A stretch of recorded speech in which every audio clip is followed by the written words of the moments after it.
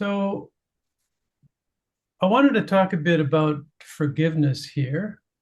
And it's a bit controversial because my take may be a bit different than those of us in the psychological, spiritual consciousness communities um, are accustomed to.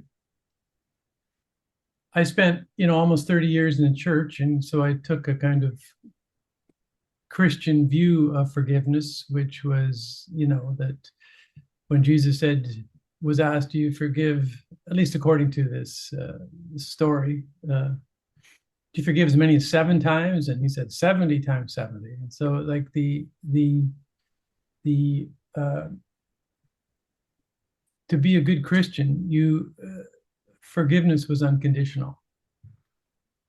Um, and I kind of took that line, I think, but when I started doing my own deep work, I began to look at that a little more closely, and I can't claim to understand the totality of where the Christian tradition is coming from.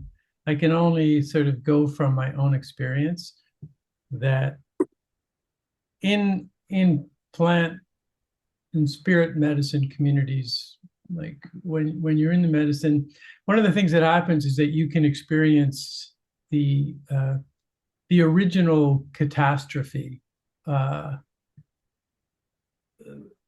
without any sort of buffers. So you experience the catastrophic nature of the failure of love. You see what was actually done, and that led me to a deeper exploration of. And I was criticized for this by one of my, people who would regard himself as a student. That he'd read all my books and said, "I love this. I love his work." He wrote a retrospective of all the books I read. He said, "But he doesn't take evil seriously enough." And when I started to explore that, I realized that was that was true. That um, I didn't really sort of the depths of the capacity for cruelty and darkness in human beings. And in that context, what I experienced early in my life was like when I was in the ceremony, I felt it. I felt like it was a complete sort of fall from innocence. It was a shattering. It was like uh, I saw why I then curated a personality to protect my heart, and that sort of led to what I'm calling the people pleasing thing. So in the context of people pleasing, it's like there's a reason that we structured a personality to say, what do I have to do here to survive? And that became who we think we are. So then the question became for me, well, what do you do with that when and sometimes the the the perpetrators, their acts are so heinous, and this obviously is like um, you know what was done to me, although devastating by somebody who was supposed to love me, uh, was actually not that these things are comparable because nervous systems don't compare various heinous sort of assaults, but uh, relative to some of the things that are going on in the world and have taken place historically, you could regard it as minor, and yet, um, so it started. And what happened in one of the ayahuasca ceremonies, when I first started to see this clearly without any sort of denial, I shared it in an integration circle after the ceremony, and my shaman said, "Oh, listen carefully." He's a friend now, so I love him a lot. But he took sort of spiritual community Christian approach, and he says, "But you've forgiven in this case her, right?" And I just went, "Wow, that seems really fucking early to be asking." It's like If I like, I'm just kind of letting it in. And so there was this rush to forgive, which didn't match at all where I was. Like there was so much left to do to kind of understand and integrate and see all the ways in which I shaped a personality to kind of cope with this. And so that led me to uh, question, I guess, the sort of honestly the Christian approach to this. Because I would see, you see these dramatic stories of mothers whose sons have been murdered by some psychopath. And a week later, they're out with their pastor standing proudly behind them saying, saying to the world, like, I forgive this psychopath for murdering my son. And I went, geez, it's like, and you can just feel, like I could anyways, I could just feel like how much pressure there was for her to rush to forgiveness, and what the virtue kudos she would have received from her pastor and the community of faith to be able to stand up and testify that that she was she had forgiven, and this was a sign of the grace of God. And like I just and I felt for her because I felt like, or for these people, and I don't know their inner experience, so maybe what they're doing is authentic, and I can't. But I began to say, well, what might have happened if the pastor instead said, listen, don't, you got a lot to work through. You need a lot of support. You need to feel this all the way through, and then see where you're at. Because I guess to,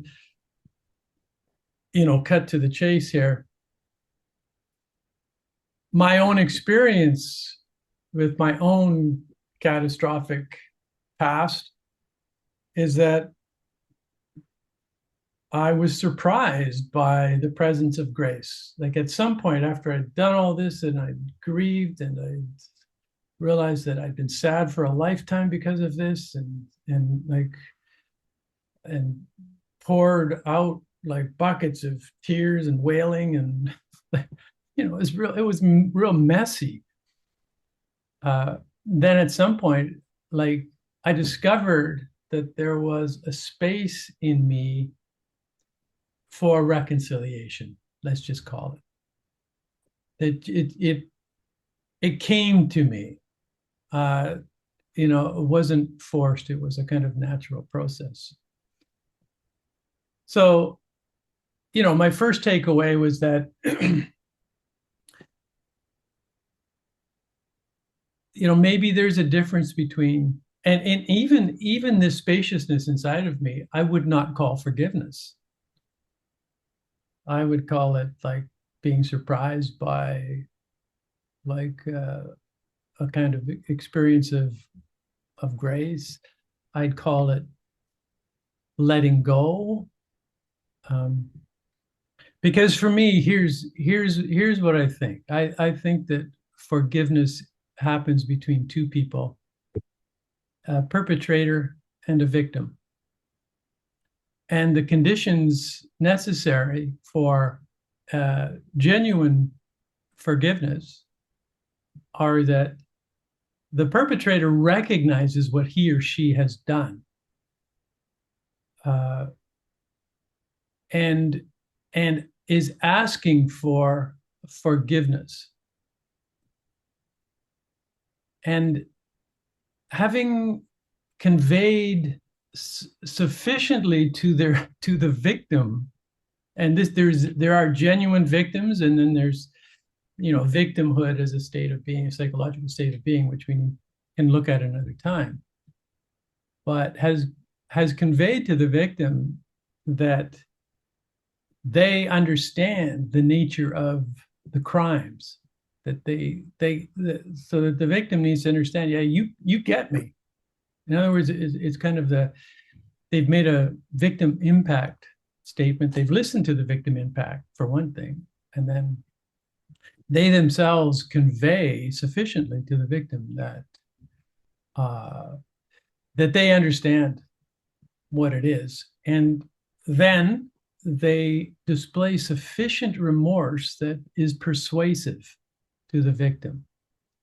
In other words, it's there's not bullshit. It's like, okay, like they they get it. Where possible, I would say another condition is that the perpetrator desires to make amends and does make amends uh, to the victim in some fashion. And then finally, there's a promise that he or she will never do this again to anybody. And then I would say that the victim is free to choose not to be in relationship with that person or to be in relationship, but the choice is theirs. And the victim is also free to hear all that, to go all through all that and say, yeah, fine, but I don't forgive you.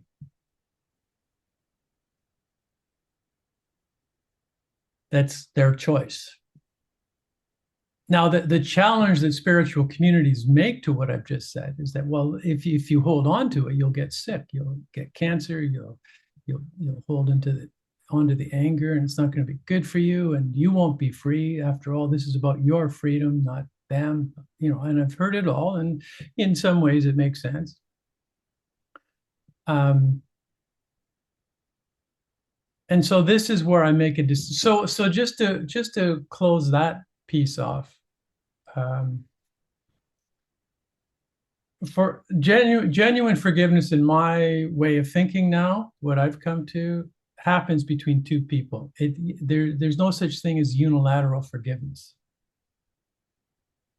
in which the victim on their own says, well, I've gone through it and I forgive this person. And it's like, because, and the reason for that is that it's just too easy because of the psychological mechanism of denial to do a kind of spiritual, psychological, emotional bypass. Because to actually do what needs to be done to get to that place of discovering that there's a space inside of you, there's some spaciousness to having grieved, having seen it clearly, having and knowing how it's impacted you, uh, then being ready to move on with your life, which is the freedom that we're seeking. So now somebody could say, well, look at the Gospels, like Jesus, look what he's crucified, for God's sake. It's the most brutal form of execution. It's unjust, it's unfair. And he says, Father, forgive them, for they know not what they're doing. And it may be splitting hairs here, but I find it interesting that he doesn't say to them, or the tradition, his community who's writing about these events, doesn't convey him saying, I forgive you, soldiers who have executed me. I forgive you, Rome. He says, he prays to the Father, says, Father, it's the Father's business to forgive. He doesn't say, I forgive you. He says, Father, forgive them, for they don't know what they're doing. And sometimes I actually wonder whether it's ours to forgive. Even it's like, if nobody's asking for forgiveness, it's like, well, what does forgiveness mean in that context? So that's my take on forgiveness, and I think I'm a little at odds with the Christian lineage here. Not the Jewish one, interestingly enough. And Jesus, of course, was a Jew. Because, I once heard the story of a rabbi who was, at the Nuremberg trials, and they'd found this Nazi prisoner guard, and he was being tried for all of the Jews that he had executed. And this Jewish rabbi, and so in comes, and this was a Jewish rabbi who was asked the question, did you forgive him? And this prison guard, who was old and decrepit and sort of like 85, comes walking in. He's kind of pathetic. And the rabbi had a place of compassion for him and said, yeah, he's an old man now. And then, but in response to that question, he said, yeah, and if I was asked if I would pull the lever on the gallows, I would. I would still do that. And I tell that story just because it's like an interesting counterpoint to the spiritual consciousness community's point of view that you must always forgive, or you're not spiritually enlightened, or you're going to get sick or something.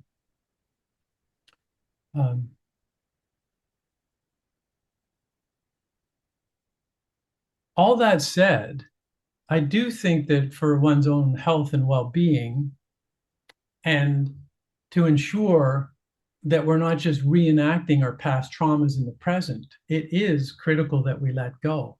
This letting go can be a unilateral process. But I would say the letting go is not like easy. It's an ordeal. It involves like seeing it, feeling it, grieving it, feeling fully the unfairness and the injustice of it, that no justice is going to be done and no justice will ever be done here. Mm-hmm. It's not going to happen, and I have to live with that. Like, feel that life isn't fair. Do your grieving. And then I think, the possibility of discovering a new spaciousness for moving on and curating a future that is not determined by the worst that happened to you in the past is possible. You can establish the conditions inside of yourself to liberate yourself.